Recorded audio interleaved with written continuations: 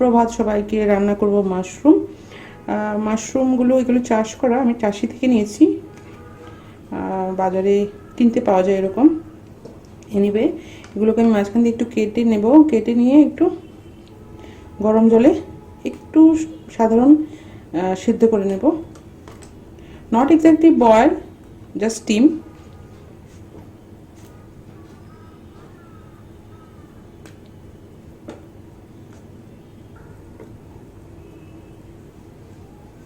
মাশরুমকে আমি স্টিম করে নিচ্ছি।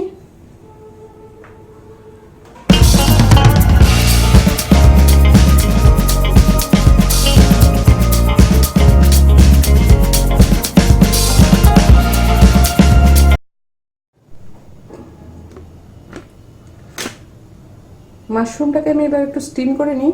মাশরুমটা বয়েল হচ্ছে, এবার আমি মশলা প্রিপেয়ার করে নিই।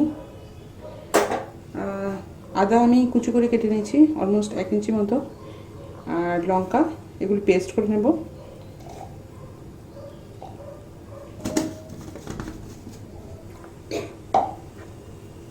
কাজু এবং একটু নারকেল দিয়ে আমি একটু পেস্ট বানিয়ে রেখেছি।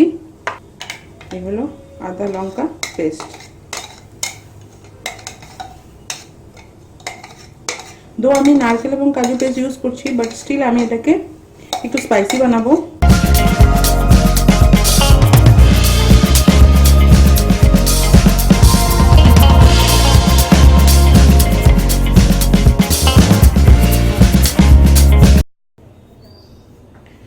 যে আলুটা আমি কেটে রেখেছিলাম, এতে একটু হলুদ আর একটু নুন মাখিয়ে ফ্রাই করে নেব, ডিপ ফ্রাই।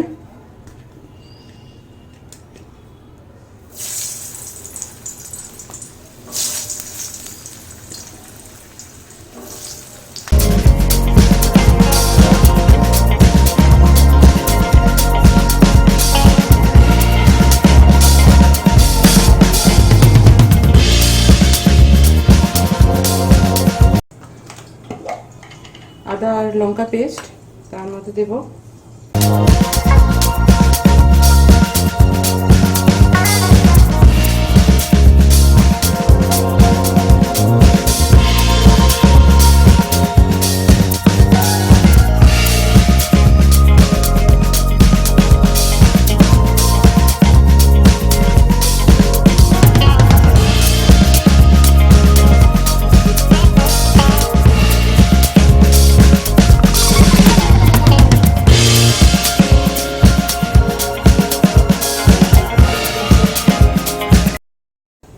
গোলমরিচের গুঁড়ো আমি সবজি যখন অলমোস্ট কুকড হয়ে যাবে তখন ইউজ করব।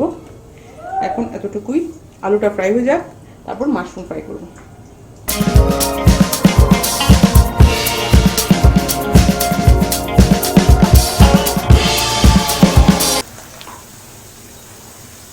আলুটা ভাজা হচ্ছে, বাই দিস টাইম আমি টমেটো পেস্ট করে নিয়েছি। আলু ভালো করে ভাজা হয়ে গেছে এবং লাল লাল করে ভাজা হয়ে গেছে, সেদ্ধ হয়ে গেছে ভাজার মধ্যে, কারণ আমি নুন অ্যাড করে দিয়েছিলাম। এবার আলুটাকে নিয়ে নিই, সরিয়ে নিই, এবং তারপর ভাজবো মাশরুম।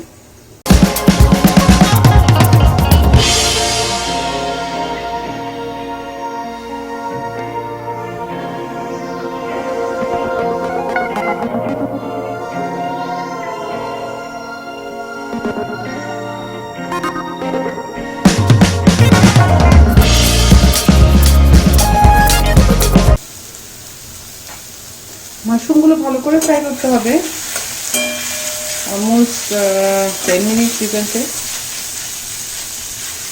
তাহলে ফ্লেভারটা ঠিক মতো আসবে। আদারওয়াইজ মাশরুম একটা কাঁচা রকম গন্ধ থেকে যায়। Let it get fried.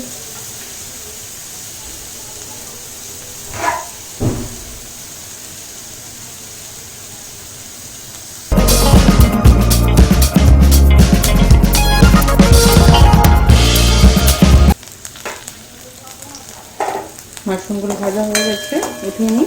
দেখুন ব্রাউন ব্রাউন হয়ে গেছে।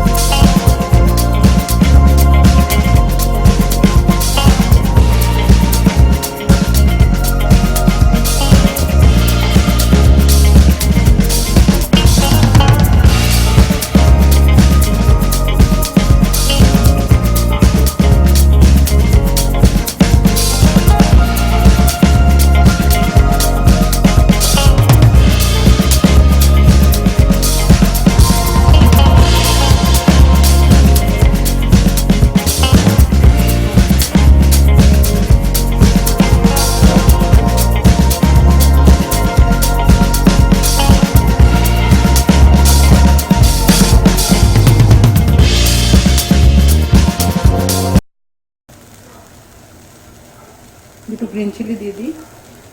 এবার অ্যাড করব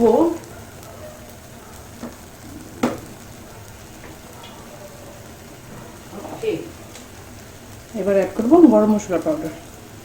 আমি প্যাকেটের গরম মশলা ইউজ করছি, আপনি পেস্টও ইউজ করতে পারেন। Paste will be more tasty I think, কিন্তু আমার সময়টা কম তাই আমি প্যাকেটের ইউজ করছি।